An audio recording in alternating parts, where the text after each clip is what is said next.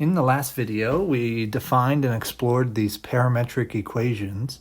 And now what we hope to do is analyze them in a calculus sense. We want to know if we can still think about slope and rate of change and an antiderivative or the area under a curve maybe of these parametric equations. So we want to define those here in this section.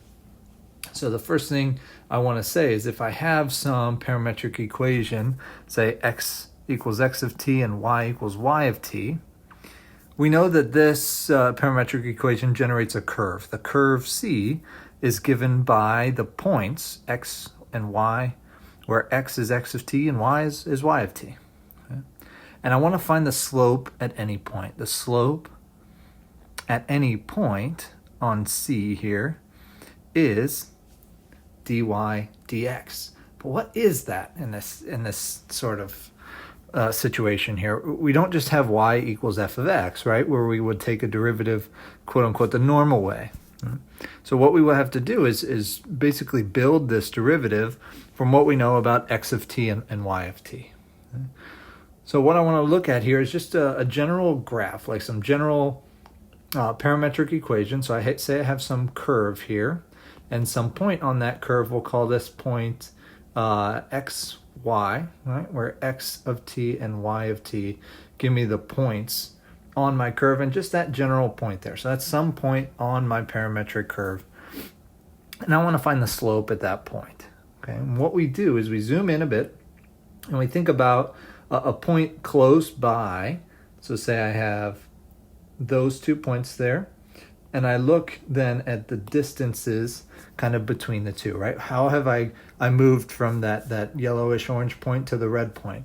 Well, I've increased x a bit and I've increased y a bit, right? We can see that the way I've drawn this, there's a positive slope there, right? So what we look at here is that we've increased x and we've increased y, but that's the result of really increasing t a little bit, right? Our parameter t has increased. So what we write then is that delta x here, or that yellow point, is really given by that's our general point, x of t, y of t.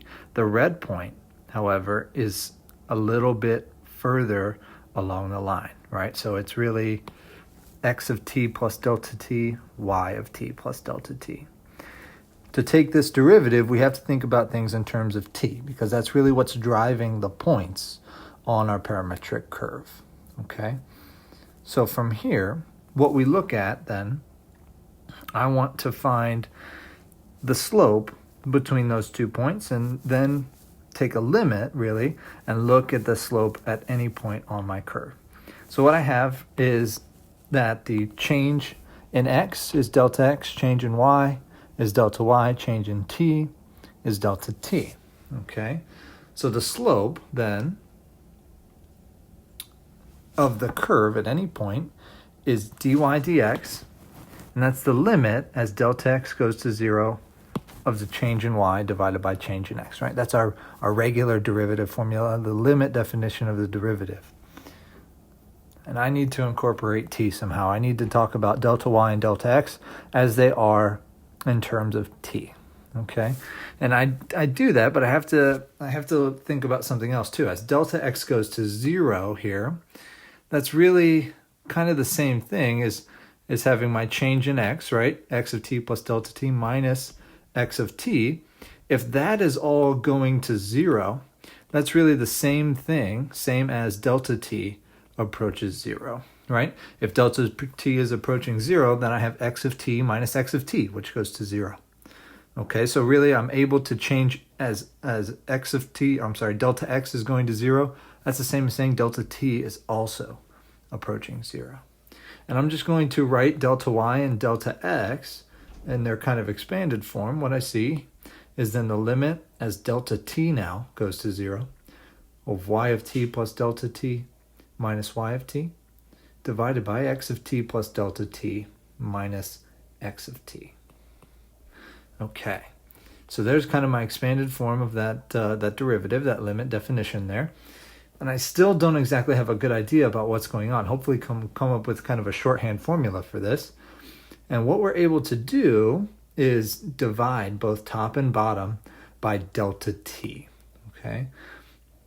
And we see that when I divide by delta t, and I kind of absorb those into the numerator and denominator, we get this resulting limit. The limit as delta t goes to 0. Numerator, just moving in that delta t, same with denominator here.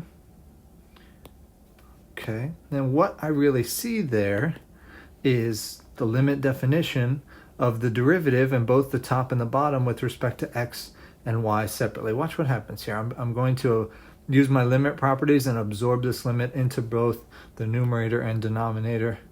Limit of y of t plus delta t minus y of t over delta t as delta t goes to 0. And the same thing in the bottom, but instead of y, I have x. Okay. Now, this right here, I see my limit definitions.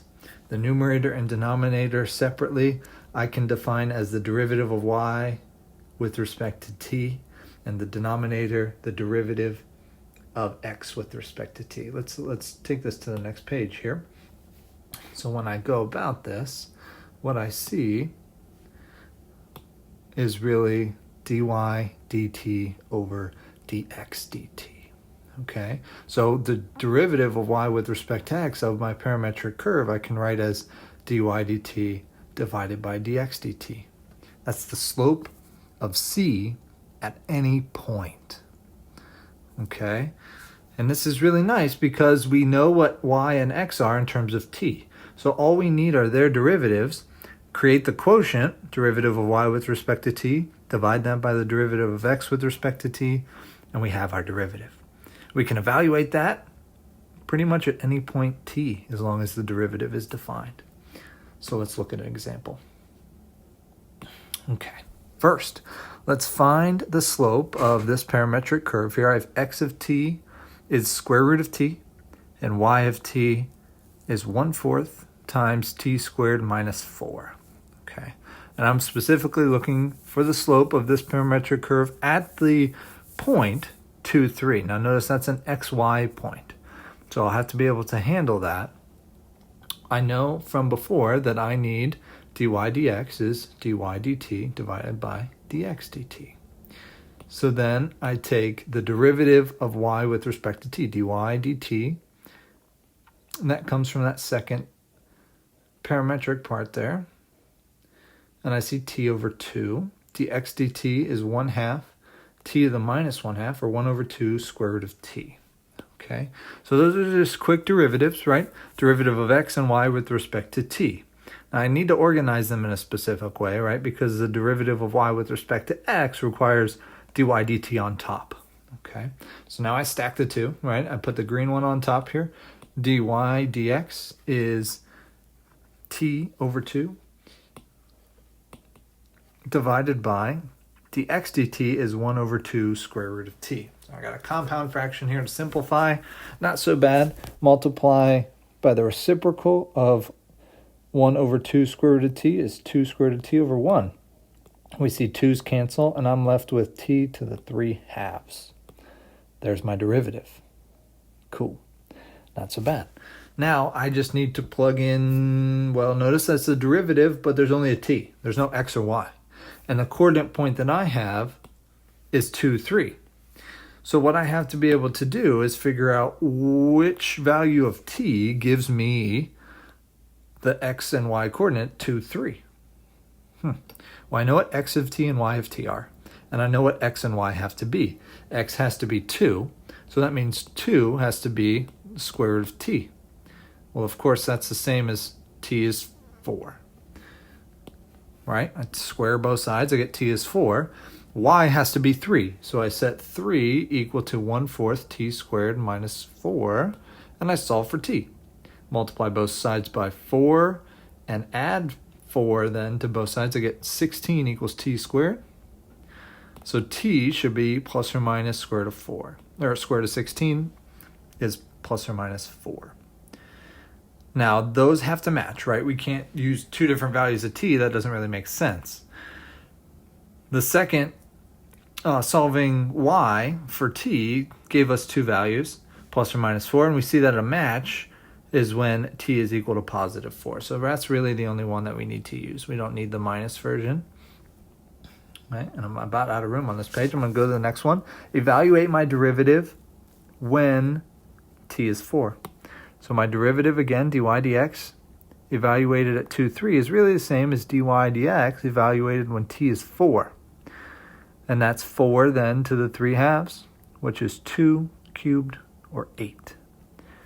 So the slope of my curve, defined by those parametric equations at 2, 3, or when t is 4, is 8. Okay? That's it. That's all there is to it. All there is to it. So we just have this new definition of a derivative here that's defined as dy dt over dx dt. And it depends on how the point that I'm curious about is given to you in terms of t or a coordinate pair, right, in terms of x and y. Let's do another example. Find horizontal tangents. Okay, horizontal tangents of x of t is 2 cosine t and y of t is 3 sine t for t between 0 and up to 2 pi. So I'm given a restriction on t here. That shouldn't be too bad. I need horizontal tangents. Right? How do we find those? Horizontal tangents are, of course, when the slope equals 0, when the derivative is 0. So dy dx equals 0. So I go through and I find my dy dx here. Dy dx is really dy dt over dx dt. So that's the derivative with respect to t of 3 sine t divided by the derivative with respect to t of 2 cosine t. And these are just then quick derivatives, right? Derivative of 3 sine t should be 3 cosine t, and derivative of 2 cosine t should be minus 2 sine t, which is 3 halves with a negative cosine t. And I want to set this equal to 0 and solve. Okay? And really, to solve that, right, I have to know when cotangent of t, if I multiply both sides by minus 2/3, I have to know when cotangent of t is 0. Right? It's actually a little bit easier to look at back in the previous form before I simplified there. I look back at minus 3 cosine t divided by 2 sine t, and I set that equal to 0. Because when a fraction is 0, the numerator has to be 0. Right, so that's easy.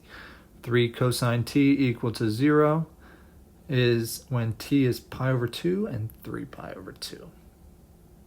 All right, so those are the value of t when the derivative dy dx is 0. Okay. Now, if I want to know where those are on my graph or in terms of x and y coordinates, I know the values of t. I can find x and y. All I have to do is plug things in. So when t is pi over 2, I plug that in for x and y. X is 2 cosine of pi over 2, and y is 3 sine of pi over 2. Simplify 0. 3 is the point where I have a horizontal tangent line. The second point is when t is 3 pi over 2, and again, same thing, plug that in for both x and y. 2 cosine of 3 pi over 2, I wrote pi over 2 there. That should be a 3 pi over 2. That should be a 3 pi over 2.